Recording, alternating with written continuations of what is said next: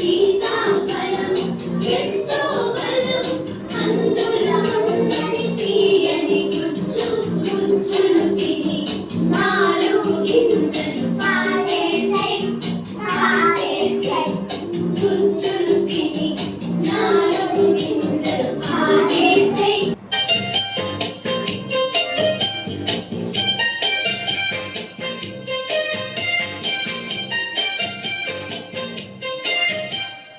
సీతాఫలం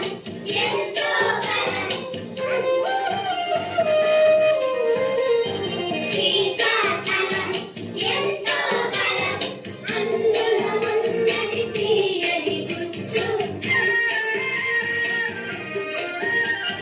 సీతాఫలం ఎంతో బలం అందులో ఉన్నది తీయని గుజ్జు గుజ్జును